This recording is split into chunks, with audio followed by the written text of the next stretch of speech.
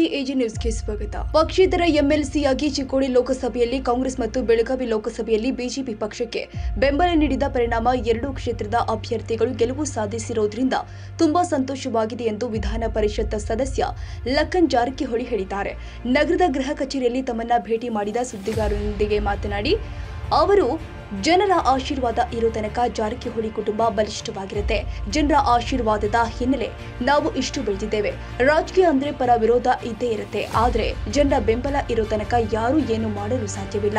ಚಿಕ್ಕೋಡಿಯಲ್ಲಿ ನಮ್ಮ ಕುಟುಂಬಕ್ಕೆ ಜನ ಬೆಂಬಲ ಇರೋದ್ರಿಂದ ಪ್ರಿಯಾಂಕಾ ಜಾರಕಿಹೊಳಿ ಅವರು ಗೆದ್ದು ಬಂದಿದ್ದಾರೆ. ಅಥಣಿಯಲ್ಲಿ ಪ್ರಿಯಾಂಕಾ ಅವರಿಗೆ 25,000 ಮತಗಳ ಅಂತರ ಬರಬೇಕಾಗಿತ್ತು, ಆದ್ರೆ ಕಡಿಮೆ ಮತಗಳು ಬಂದಿದೆ. ಇದರ ಬಗ್ಗೆ ಸಚಿವರು ಅಭ್ಯಾಸ ಮಾಡಿ ಕ್ರಮ ಕೈಗೊಳ್ಳುತ್ತಾರೆ. ಗೋಕಾಕ್ ಮತ್ತು ಅರಭಾವಿಯಲ್ಲಿ ಕಾಂಗ್ರೆಸ್ ಪಕ್ಷಕ್ಕೆ ಹೆಚ್ಚಿನ ಅಂತರ ಬರುತ್ತೆ ಅಂತ ಹೇಳಲಾಗಿತ್ತು, ಆದ್ರೆ ಆಗಿಲ್ಲ ಎಂದು ಕೇಳಿದ ಪ್ರಶ್ನೆಗೆ ನಮ್ಮ ಕೆಲ ವಿರೋಧಿಗಳು ಅವರೊಂದಿಗೆ ಬೆನ್ನು ಹತ್ತಿದ್ರು, ಅದಕ್ಕಾಗಿ ಅವರು ಈ ರೀತಿ ಹೇಳಿರಬಹುದು.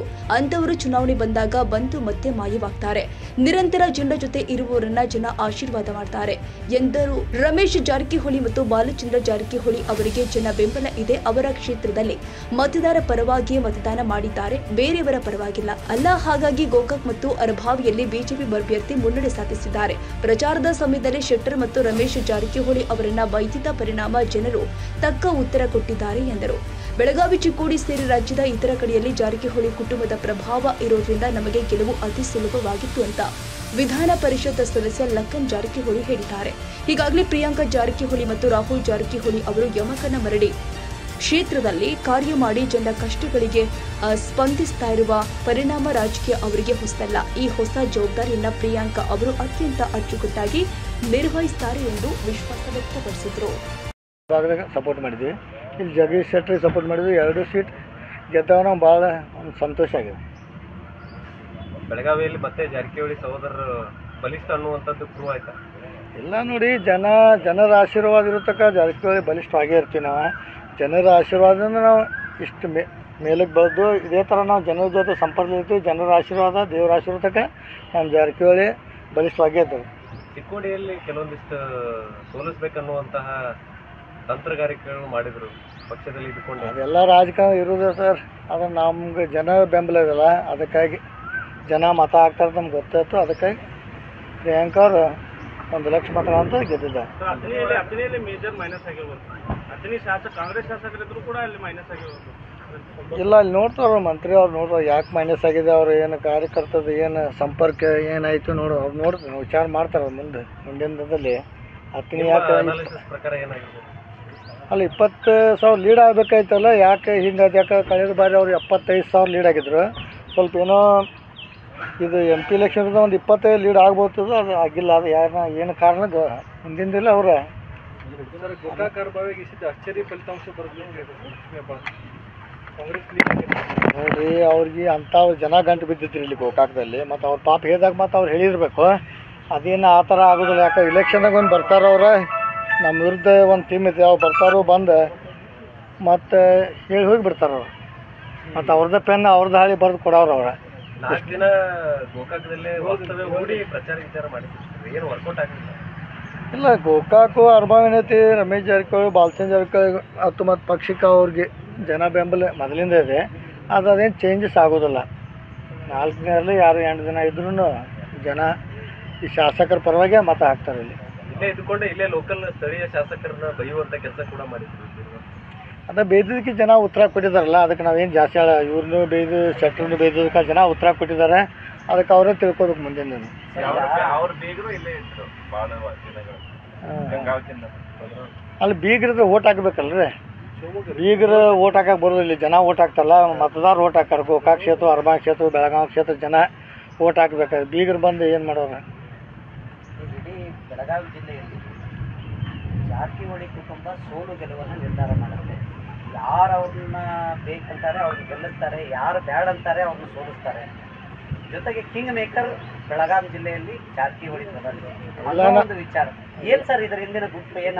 ನೋಡ್ರಿ, ನಮ್ಗೆ ಜಾರಕಿಹೊಳಿ ಅಭಿಮಾನಿಗಳು ಮತ್ತು ನಮ್ಮ ಕಾರ್ಯಕರ್ತರು ಅವ್ರದ್ದೆಲ್ಲ ಆಶೀರ್ವಾದ ಇರೋದ್ರಿಂದ ನಮ್ಗೆ ಶಕ್ತಿ ಆ ಥರ ಇದೆ. ಅದಕ್ಕಾಗಿ ಅವ್ರದ್ದೆಲ್ಲ ಕಾರ್ಯಕರ್ತರದು ಜನರ ವಿಶ್ವಾಸ, ಒಂದು ಪ್ರೀತಿ. ಯಾಕೆ ಜಾರಕಿಹೊಳಿ ಸಹೋದರು ಎಲ್ಲ ಜನರಿಗೆ ಸ್ಪಂದಿಸ್ತಾರೆ, ಜನರಿಗೆ ಕೆಲಸ ಮಾಡಿಕೊಡ್ತಾ ಒಂದು ಅಭಿಮಾನ ಇರೋದಂದ್ರೆ ಅವ್ರು ಜಾಸ್ತಿ ನಾವು ಹೇಳಿದ ಕಡೆ ಮತ ಹಾಕ್ತಾರೆ ಮತ್ತು ಪಕ್ಷಕ್ಕೂ ಯಾವ ಪಕ್ಷ ಅದಕ್ಕೆ ಬೆಂಬಲನೂ ಕೊಡ್ತಾರೆ.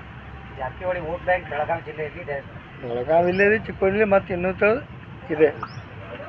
ಡಿ ಕೆ ಸುರೇಶ್ ಹೋಗ್ತಾರ ಬಗ್ಗೆ ಅದ್ರ ಬಗ್ಗೆ ನಮ್ಗೆ ಗೊತ್ತಿಲ್ಲ ರೀ. ಅದು ಇರೋದು ಬೆಂಗಳೂರು ಗ್ರಾಮೀಣ, ನಾವು ಇರೋದು ಬೆಳಗಾವಿ ಜಿಲ್ಲೆ. ಅದ್ರ ಬಗ್ಗೆ ನಮಗೇನು ಅದ್ರ ಬಗ್ಗೆ ಮಾಹಿತಿ ಇಲ್ಲ. ಅಲ್ಲ ಜನ ಏನು ಬಂಡೆ ಅಂತಿದ್ರು. ಅಲ್ಲ ನಿರೀಕ್ಷೆ ಇಟ್ಟ ನಿಮ್ಗೆ ಚಿಕ್ಕೋಡಿಯಲ್ಲಿ ನಿರೀಕ್ಷಿತ ಫಲಿತಾಂಶ ಅಥವಾ ಏನಾದರೂ? ನಿರೀಕ್ಷೆ ಐತೆ ನಮ್ಗೆ. ಇನ್ನೂ 50,000 ಲೀಡ್ ಜಾಸ್ತಿ ಆಗಬೇಕಿತ್ತು. 1,50,000 ಲೀಡ್ ಹಿಡಿದ್ವಿ ನಾವು. 50,000 ಮತ್ತು ಕಡಿಮೆ ಐತೆ ಅಷ್ಟೇ. ಸ್ವಲ್ಪ ಅಲ್ಲಿ ಅತನಿ, ಸ್ವಲ್ಪ ಈ ಕಡೆ ರಾಯಬಾಗು, ಸ್ವಲ್ಪ ಈ ಕುರ್ಕೇರಿ, ಈ ಕಡೆ ಒಂದು 30,000-40,000 ಕಡಿಮೆ ಆಗಿ 50,000 ಕಡಿಮೆ ಆಯ್ತಿಲ್ಲ. ಗೆಲುವು ಅವ್ರಿಗೆ ಸಿದ್ಧ ಆಯ್ತು. ಫಸ್ಟ್ ಟೈಮ್ ನಿಮ್ಮ ಮನೆಯಿಂದ ಒಬ್ಬರು ಹೆಣ್ಣು ಮಗಳು ಸಂಸತ್ತನ್ನು ಪ್ರವೇಶ ಮಾಡ್ತಾ ಇದ್ದಾರೆ. ಯಾಕಂತಂದ್ರೆ ತಾವು ರಾಜಕಾರಣ ಮಾಡ್ಕೊತ ಬಂದಿದ್ರಿ, ಎಲ್ಲ ಅನುತ್ತಮ ರಾಜಕಾರಣ ಮಾಡ್ತಾ ಇದ್ರಿ. ಆದರೆ ಫಸ್ಟ್ ಟೈಮ್, ಯಾಕಂದ್ರೆ ಪ್ರಚಾರಕ್ಕೂ ಸಹ ಹೆಣ್ಮಕ್ಳು ಬರಲ್ಲ, ಇಲ್ಲಿ ಹೆಣ್ಮಕ್ಳನ್ನ ಕರ್ಸಂಗಿಲ್ಲ. ಅದು ಫಸ್ಟ್ ಟೈಮ್ ಸಂಸತ್ತನ್ನು ಪ್ರವೇಶ ಮಾಡ್ತಾ ಇದ್ದಾರೆ. ನಿಮ್ಮ 2ನೇ ತಲೆಮಾರು ಸಂಸತ್ತನ್ನು ಪ್ರವೇಶ ಮಾಡ್ತಾ ಇದ್ದಾರೆ. ಏನು ಹೇಳ್ಬಯಸ್ತೀರಿ ಅವ್ರಿಗೆ? ಏನು ಶುಭ ಹಾರೈಕೆ ಮಾಡ್ತೀರಿ ಅಂತ?